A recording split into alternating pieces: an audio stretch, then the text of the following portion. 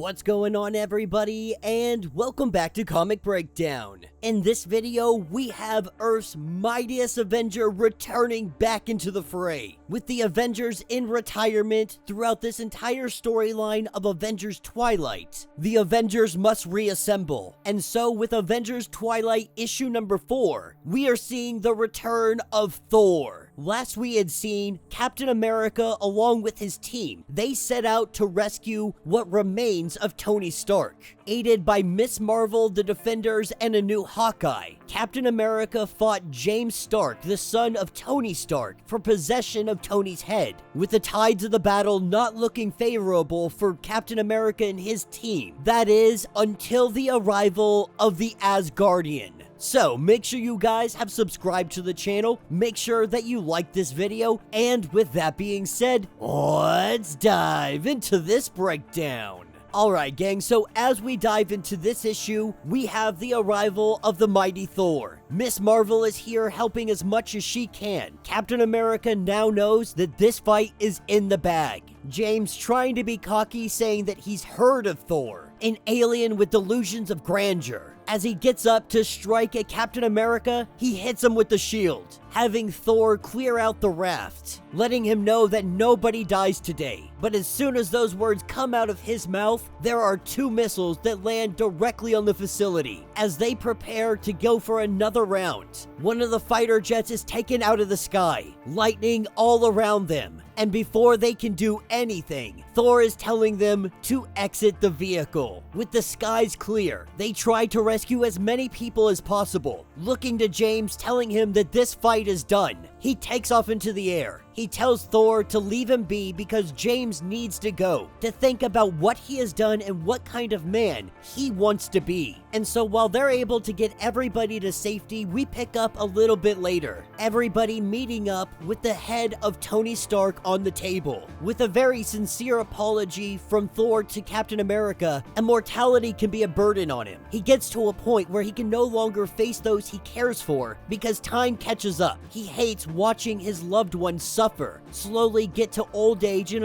inevitably die. And for this, he feels great shame. But he is here now. He is here today, and that is what truly counts. With Tyler being able to get things going, a little bit of help from Thor as a power source, we see Tony Stark come online. And immediately, he apologizes to everybody. He has seen everything. Decades of watching his son spiral right in front of his eyes, unable to do anything. But he tells Steve Rogers that it is even worse than that, because Red Skull is involved. Pretending to be Jarvis's brother, the CEO of his company, he's got his grip on James Stark. He's going to seize the military, reveal himself, and rule as Red Skull. Because if all dictators have one thing in common, they all want to be known for what they have done. They want the world to know that they are in charge. As Luke Cage summarized for us, Red Skull is running the country. He has access to full military force and Tony's technology. The public is probably going to be fine with it all, and they're going to attack them for fighting back.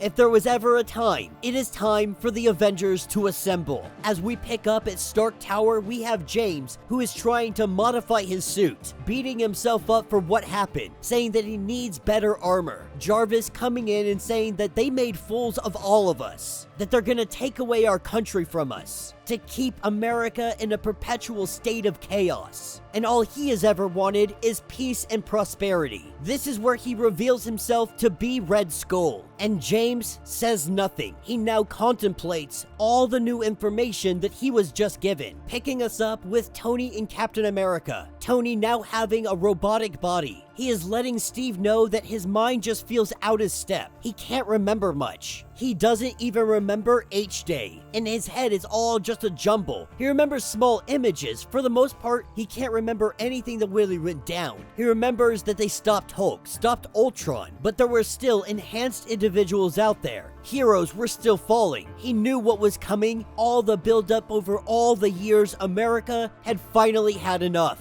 He watched as they sent everything at what remains of Boston, and not just the villains but the heroes as well. Now they were able to escape Boston, Tony and Jan, but they couldn't leave without James. He had a plan, but then everything goes black. All he remembers is pain, and he found himself completely surrounded, missing an arm. But he has been catching up on all the news. The big obstacles that he can see right now is these so-called Avengers. Captain and Tony plan to handle them. As we pick up a little later, we see that they hacked the Avengers Mansion security. And getting inside, we see the Avengers stand before us. Our Avengers finally return home, but there have definitely been some changes to this place. As they find their way to the command center, this place looks almost like it's completely abandoned. As Tony begins to try to pull up files on this Avengers team, what we learn is that these are graphic programs. The environments, the reporters,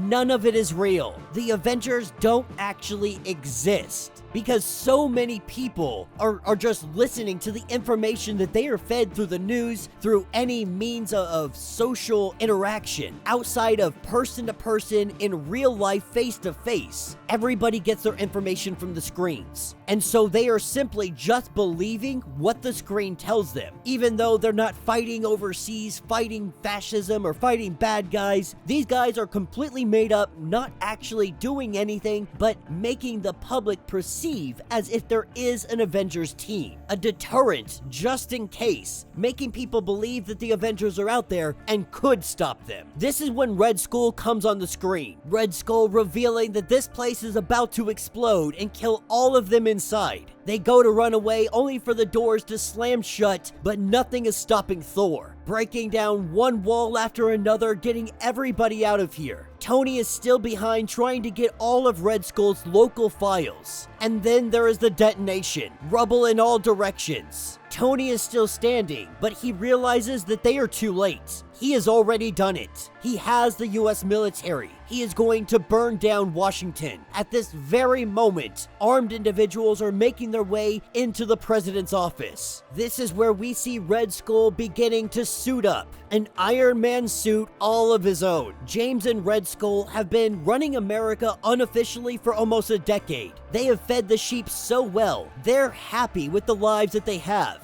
And so now, they're making it official. Red Skull is about to take over America once and for all. And that will be the end of this issue. So let me know what you guys think down in the comments. Man, Avengers Twilight is such a breath of fresh air. A lot of people comparing it to DC's Kingdom Come. In some aspects, I can definitely agree, but I think it's more surface level than anything else. I don't think that this story will ever be as impactful as Kingdom Come was. That's not to say this comic isn't good in its own right, but Kingdom Come, that's just up there. That is top tier, top level, just amazing artwork, amazing writing, amazing storytelling, and this is just not on that level. At least not yet. It has the potential. It could possibly get there. Maybe if they had a little more, maybe if the books had a few more pages in it, we could get some more detail, a little more story. But the dedication to this line to make it something as,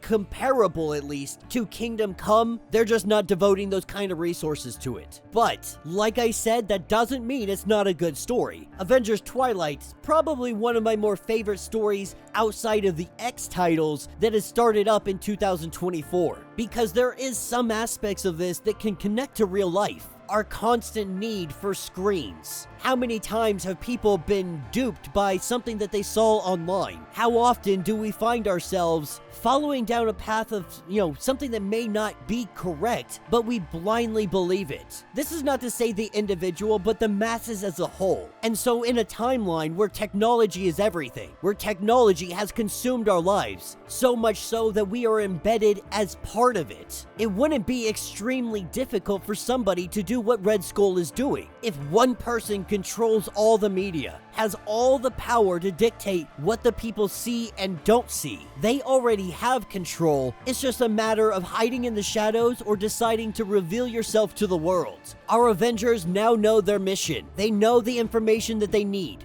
Red Skull is the enemy. He has the army, he has Tony's technology, he has his own freaking Iron Man suit. One thing is for certain, the odds are stacked against the Avengers. But one thing you never do is bet against Captain America. So let me know your thoughts, let me know your theories. If you want to get caught up on everything that is going on with this series, go ahead, check out the link in my description as well as the top of this video. It is going to get you completely caught up on everything going on with this series. If you would like to support the channel, you can always do so by joining the channel membership, much like Patreon, having multiple different tiers, from $1 to $50, from loyalty badges to comics every single month. Not only are you helping out the channel tremendously, but you are getting tons of perks in the process. If you're unable to do this, do me a favor, subscribe to the channel, like this video, hit that notification bell, and with that being said, until the next breakdown.